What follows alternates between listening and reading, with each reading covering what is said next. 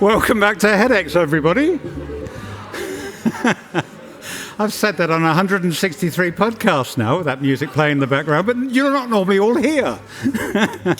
And we have a need for some tissues or something on the front stage, if James can hear me or if anyone else can hear me that might be able to help me.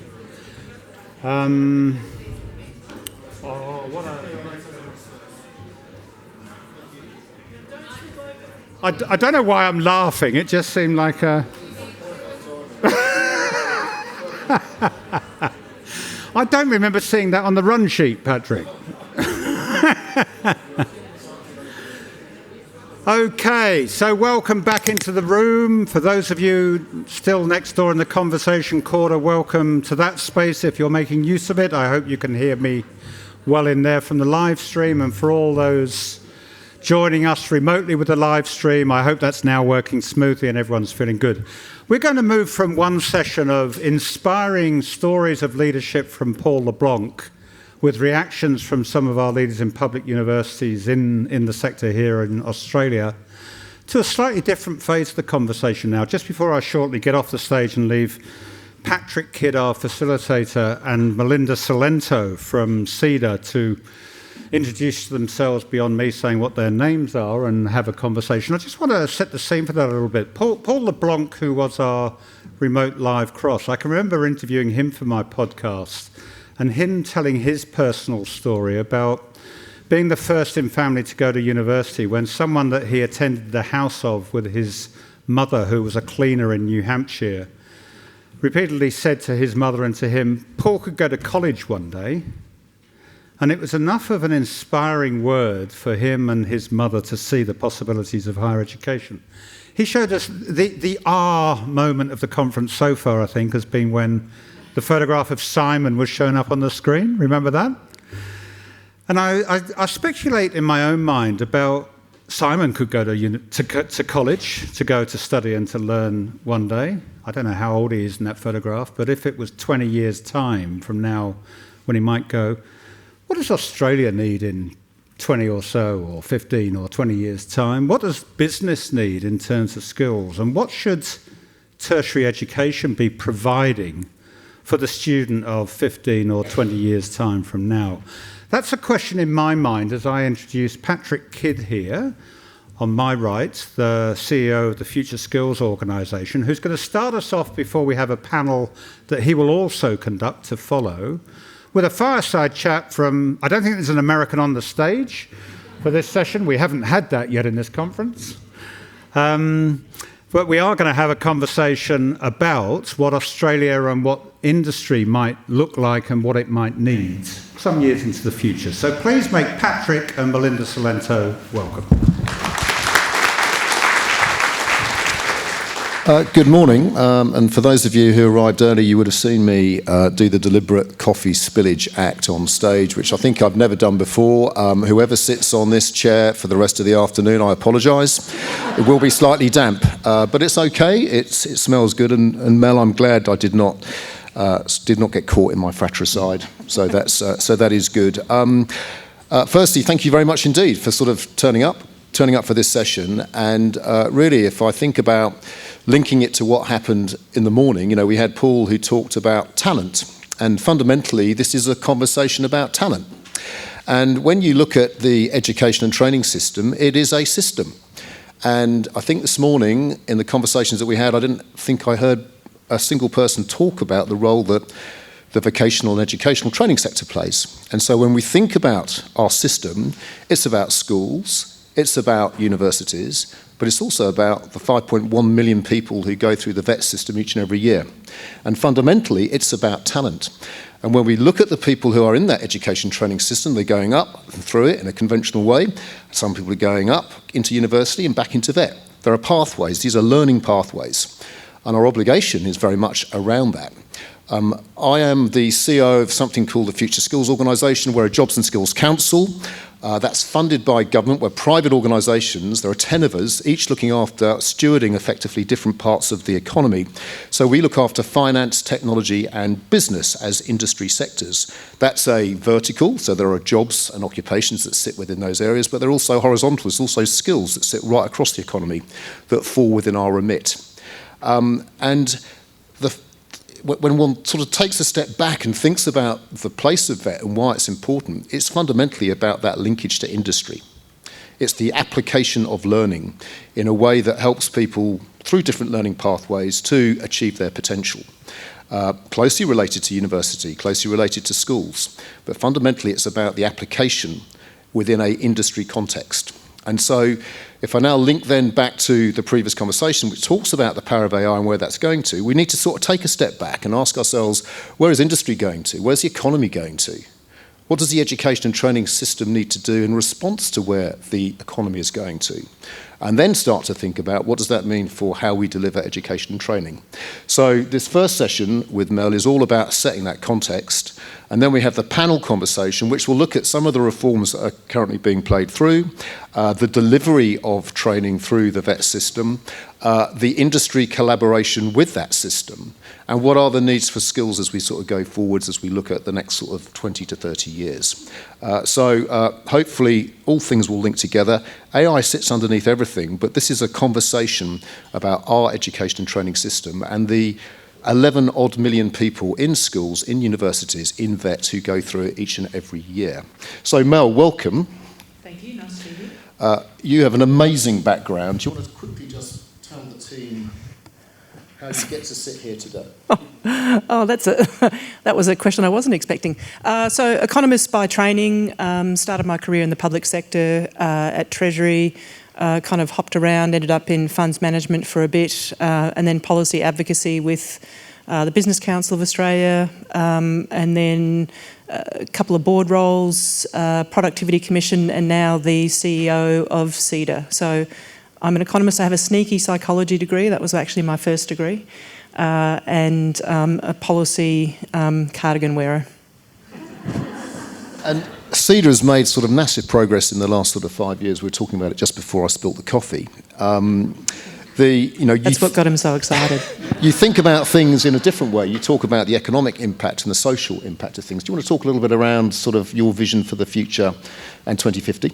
Yeah, I mean, I actually joined CEDA because at the time the board was looking to see the organisation lift its voice and influence in shaping policy and ultimately delivering better outcomes for all Australians in the economy. For those of you who don't know CEDA, we're an independent, member-driven think tank. We see ourselves as quite unique in the landscape. Our membership cuts across all sectors, so academia, government, business, and also the community sector. And I think I just wanted to pause on that because that DNA is really important to me and really important to us as an organisation, because we think all of those sectors need to be in conversations about our economy and about what our economy delivers for our communities and our society more broadly. So we are very much about every sector seeing their role in those conversations, leveraging the insights of every sector and making sure that what we're doing and talking about is seen as relevant to all sectors and to everyone in this country, quite frankly. It's a big ambition, but that's ultimately what we're on about. Over the last little while, we've been very focused on setting a new agenda for ourselves, if you like, or a new way of working, which we call Progress 2050. It's about putting long-term goals out there for all Australians and setting the ambition for what we think we can be as a nation. 6 goals, but 2 key pillars, and they have to work together. A strong economy, which obviously business and the education sector have a fundamental part in delivering, and a strong social compact. And that means that the economy delivers and reinforces the benefits for all Australians in a very clear and direct way. And of course, education has a really important part in that in terms of enabling opportunity for all Australians. So how's the world going to change? Is it just about AI, or is it more than that? What does the future economy look like? What are the challenges and opportunities that sit within that? Well, I mean, let's talk about it in a skills context, right? And Patrick and I were yesterday at the AFR Workforce Summit, And the session I was there talking about skills and immigration actually, but one of the things that we spoke about was at the moment, 1/3 of occupations in Australia have a skill shortage. 1/3. The reason that's so is because we've got these big mega trends reshaping our economy as we speak. So population ageing, climate change, we understand that. We understand the implications of it and the energy transition that has to go with that. And then, of course, a big technological shift, all against the backdrop of increasing geopolitical instability and volatility and uncertainty. So big mega trends that are influencing us and all probably at a pace that we really haven't seen for a while. I don't like to say ever, because I'm sure during the Industrial Revolution things felt like they were going fast for the time as well, but there's a lot going on, and it has implications for just about everything we do, and it definitely has really important implications for the skills we'll need in the future and how we actually build and grow those skills. So let's just drill down into the skills bit then. So how we are changing from effectively an industrial economy to a post-industrial economy. There is a fairly traditional view as to what skills are. There'll be different views as to what we mean by skills. But how do you see that changing over the next 25 years? I don't know that there's a direct answer for that. I think, it's a trite answer, but we all know that there are jobs that people are doing today that we never imagined. My own daughter's doing a job that I never thought she would be able to do even, 10 years ago. So I think kind of thinking very specifically about, this skill is going to be needed or this job is going to be there. But I think we can identify a couple of things. One, technology and how you work with technology is going to be critical, and how we think about that. I think one of the things that people aren't talking enough about is that people are talking about it, but only to a point, which is the concern about is technology going to eat all of our jobs and all the rest of it, and what gives you confidence that it won't, which is the human aspect to it. What it means to be human and the humanity of it, and how we knit together technology and human skills and capabilities. And I don't think we're talking enough about what that piece means and how that's influencing the sorts of education that we think we need to be delivering for everyone, right? What does it mean to be human? And if anything, I feel like we've kind of squashed that down a little bit. We've talked a lot about STEM, but we're not talking about creativity and the arts and all of the things that we get real joy from life, and how do we think about that? We're not talking about philosophy and ethics and how, all those things that, when you talk about is it good AI or bad AI, how do we even know? Yet, if I reflect on the education my kids are getting, it's like narrow. Get to year 10 and decide what you want to be when you grow up. Don't be curious. Curiosity should be something that we're just talking about everywhere. That's very much a theme that Paul LeBlanc talked about sort of first up this morning, the revival of the arts as a sort of a core sort of set of knowledge now that sort of can underpin the economy. Yesterday, there was a lot of chat about productivity, the fact that productivity itself hasn't really moved over the last 8 years.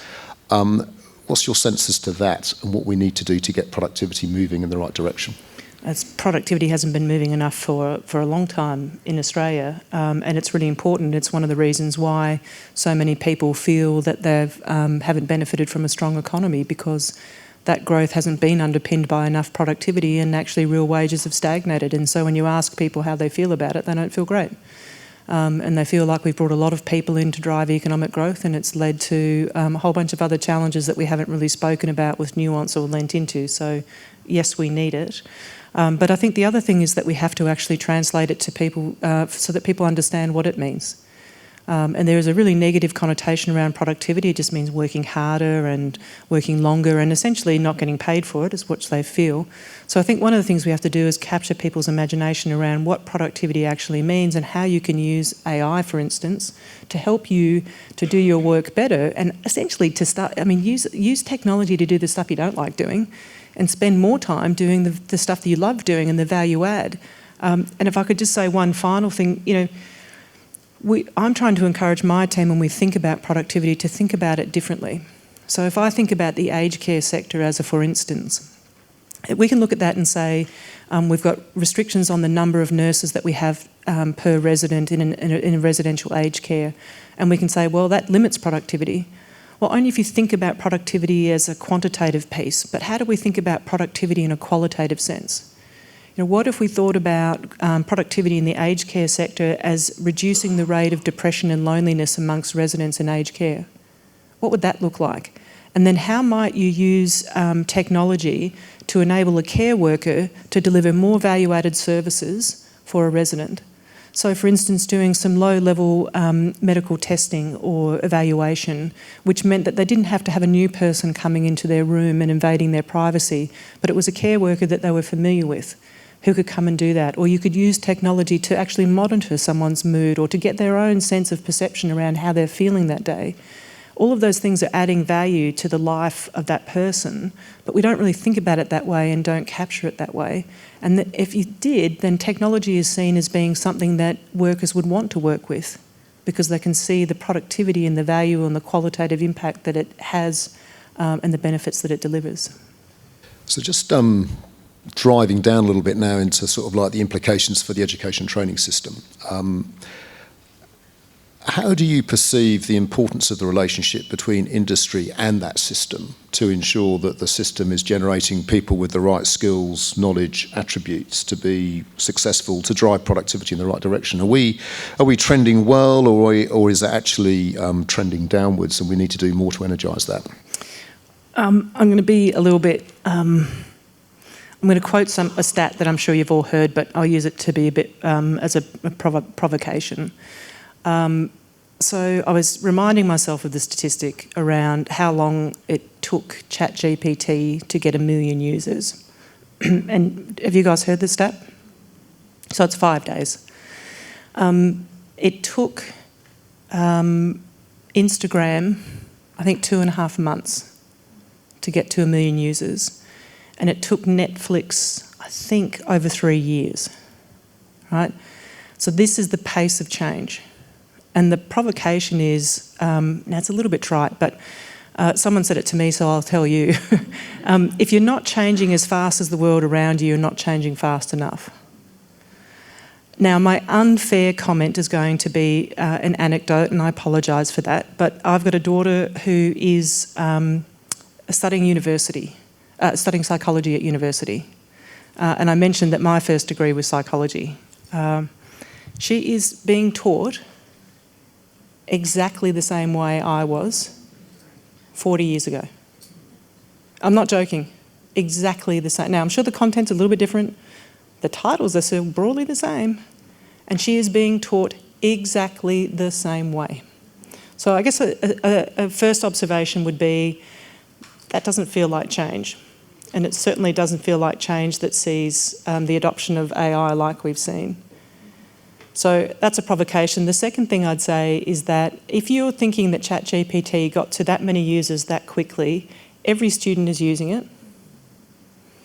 And if you talk to employers, they know their employees are using it, whether they've sanctioned it or not. And the very first instance, the reaction was, let's put it over here and not use it. And the most dynamic and productive businesses very quickly shifted that and enabled the use of AI, and they're doing it to great effect. Now, that means that when they're looking for graduates or employees of the future, they want graduates and employees who know how to use AI to do their job, that know how to figure out whether AI is giving them what they want, that knows the strengths and weaknesses of it and knows how to use it productively in a way which is consistent with the expectation of their employer. If they're not learning that at university, if they're not learning that through vocational education and training, where are they learning that? And the final thing I'd say is that the organisations that have the most confidence in how they're using AI have the most confidence because they have a really strong culture, and a culture that understands the values of their organisation, which then becomes the framework for how they think about using AI and governance. And I think that whole issue of culture is one that I would challenge in the educational organisations that I've seen. and whether your culture as an institution is changing in the way that it's going to have to, in the way that business culture and environments and values are having to change to be able to deal with these things as effectively as they can. But just carrying on down that line of culture and business culture and education culture, there is definitely within the world that we see, so finance, tech and business, there is a natural tendency for business to withdraw, for example, from the vocational educational training system. 9 out of 10 tech jobs look for somebody with a degree. They don't look for somebody who comes out with some skills that come through an alternate system. So is there something about the culture of industry and the culture of business that we need to work on as well to help bring them in so that they recognise the value of this education and training system, that they invest in it to help nurture it? Is there more that we need to do around that? Yeah, let me sort of make a couple of comments that some of which relate directly to that and some of which might be a bit tangential. So the first comment I'd make is the one that I sort of started on earlier, which is kind of bring a few thoughts together. If you look at the sort of pace of change that we're experiencing and you look at the challenges that creates, the DNA that I referenced at CEDA is that we don't think that you can solve for these challenges or make the most of these opportunities by thinking in one silo alone. You've got to bring insights and knowledge and thinking together. So that's my starting point. So if I look at the pace of change that's confronting us, my starting point is that we're only going to get to where we need to get to if all of the sectors are working well together. So in the education space, that includes government, by the way, as an important funder, but definitely business and the education sector working far more closely together to understand what are the skills and the capabilities and the attributes that we need to be developing in students, and actually all the way right down through high school and into primary school, because that's where it really starts. So how do we start sort of doing that much better than we are now? Two other points that sort of reference some work that we've done, which have surprised me, if I'm honest. The most recent one was looking at work-related training and how much work-related training is going on within business, and that's declining. And so since 2007, we've seen a 14% reduction in the amount of work-related training that's happening, and we've seen an even greater reduction in the number of hours of training. Now, the question I have is there a change in the attitude of business around what they see as their responsibility for education and training in their people, and what does that expectation mean for the providers of education, and is that right? And I think that's a question I have. I know when I started as a graduate at Treasury, they had a really, really detailed program that recognised I got certain skills out of university but not others. And so they trained me in a whole bunch of things. So have we got that right? The second observation I'd make is we did a whole bunch of work on how you can better leverage science and technology, and this is kind of the commercialisation conversation. But my gosh, I'm really tired of the same narratives around business can't work with universities and universities can't work with business. Like, how do we accept that? How does that just become the narrative that everyone just keeps talking about as if it is unchangeable? And there's cultural change that has to happen on both sides. This narrative around business moves too fast and breaks things, and that's not consistent with academic freedom and academic integrity and rigour, really. And vice versa, that academics and universities are too slow. How do you work together to shift that? And that's a cultural piece, and it's a responsibility on both sides, yet we somehow seem to just accept that there is this pat narrative that's, oh, well, it's all too hard, see you later. It defines our future. So that's kind of 3 points for that. And there's a sort of a structural issue, isn't there, in terms of learning pathways should reflect employment pathways. And definitely when you start to then sort of plug back into AI and what's the impact of AI, what we're starting to see certainly in the tech and finance sector is that the entry-level job roles that traditionally was the seedbed for people to come in, talent to come in and move through the organisation, those roles are disappearing. So unless industry is able to find a way of investing to help nurture talent, then we've got a sort of a problem that's being stacked up for later. Yeah, and I think we've already got insights into that.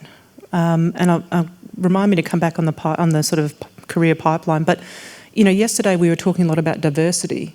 And I think, what we saw in that conversation was when you're trying to lift gender diversity or cultural diversity or the representation of First Nations, one of the first things that happens is that the bigger organisations with the resources and whatever just go and poach people, right? Right? So you could sort of say, oh, I'm not going to train my grad, I'm just going to go and poach someone. Well, what everyone said was that doesn't work. You need to build your pipeline. And that's how we have to think about this, and that's going to be has to be the conversation. You have to build your pipeline. This idea that you go and poach and poach and poach just isn't sustainable. So how do we sort of get that thinking? The second thing that I'd say is that throughout my career, as I made different decisions, every now and then I would encounter people who would say, oh, you shouldn't do that. You know, you're going to lose your momentum, you're going to do whatever. And I was like, well, I went and did board work as a sort of part-time. I was doing 3 board roles, I wasn't working full-time, I was looking after kids. And the advice I had was, oh, don't start your board career now. I'm like, well, whatever, you know. And oh, you won't be able to get back on track. Of course you can. So I always try to encourage people to think about what are the skills and experiences that you pick up and you put in your portfolio, and then you think about what you can use and what a job might look like. It's not a job description. It's like, what can I do and where can I find a place where I can do that well? And I think that's got to be the ethos that we bring into this too, is how do you encourage people to be picking up lots of skills, and as long as they're learning and developing and whatever else, it's moving forward. And then being curious about where are all the different places that you can apply effectively the things that you've learned. And I think it kind of goes back to this question about how we segment the sector, and I think that's going to have to change. How do we build little, you know, it's a modular approach, that I build this module and then I add this and then I add that, and that makes me more interesting and capable of doing a whole bunch of things, including a job in 10 years' time that I haven't even thought about today. Martin. Yeah, just with an eye on both the clock and the flow of questions coming in on Slido, there's some comments, first of all, that I've received from some. You've just become the favourite economist that someone's met in the room. Amazing. How can we get more economists that appreciate human emotions, was just a comment that was made. And it sort of goes to the question that I've picked out of Slido. That's one that Sue Kokonis has raised from OES here, who will be on a panel later. And it sort of touches back to some of the things that you've touched on and those things that Paul said a little bit earlier, that given the coming disruption in roles by AI, how do young people, or learners more generally, decide which roles are going to have enough human in the loop to be worth studying for and investing 3 to 4 years in? How do they get informed about where that change might be likely to come? So firstly, you've hit on something that I sort of have railed against a little bit, and I'll give you an example. I think we're going to have to rethink how we structure tertiary education in particular. And the way I sort of liken this, and sorry if I just take a moment to sort of set this up, but one of the boards that I was on was Woodside Energy, so a big oil and gas company, produces massive projects. And when I first joined the board, they were building a $15 billion LNG plant, a so-called greenfield.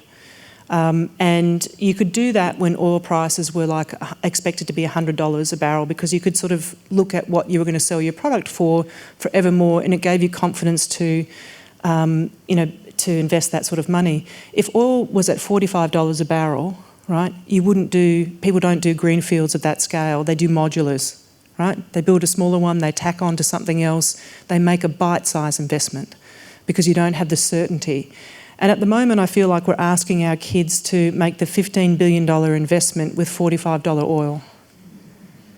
And I just think that's wrong. So how do we think differently about that? So I think, that's the challenge. In terms of human in the loop, I actually think human in the loop is going to have to stay everywhere. That's the thing that's going to make technology work for us and not the other way around. So I actually think human in the loop is going to be everywhere.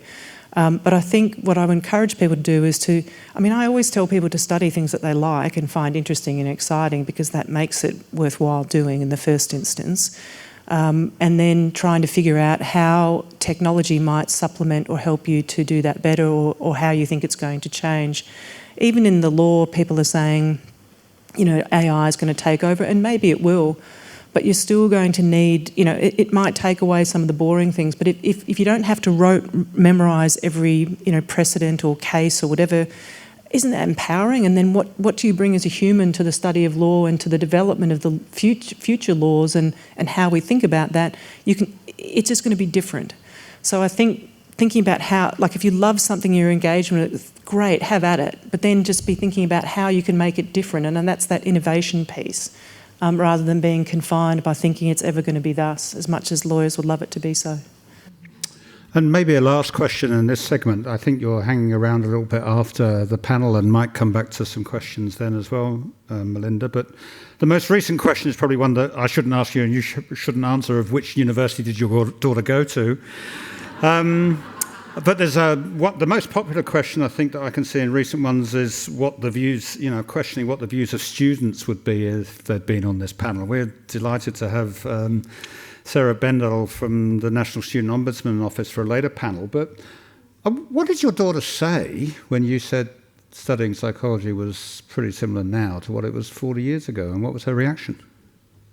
Well, it's all she knows. So she's sort of having at it and making the most out of it and enjoying what she can out of it. But I think if the way I would articulate, and I've got one daughter who's finished university, I've got one who's at university, and I've got one who's doing year 12. And the overarching sort of feeling from the two who are still studying, I think, is, they wouldn't say it this way, but a desire for greater empowerment in what they're doing, and a desire to understand better the relevance of what they're doing to their future. Now, less so at university because second daughter knows well what she wants to do and she's on that path.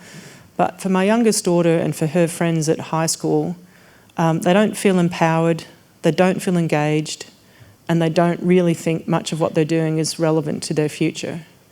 And I think, and actually, second daughter, when she was getting careers advice, it was terrible.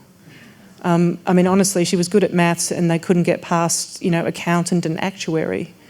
So it's just, and it's, so I think the issue, I think what students want is to be able to talk about things that they're reading and hearing. They want to have a voice, they want to have relevance. And I don't understand why we can't use AI to guide curriculum more. Why can't we use AI and feed it the curriculum and have students actually develop their own course content in a way that excites them and engages them? So I think that's what they'd be asking.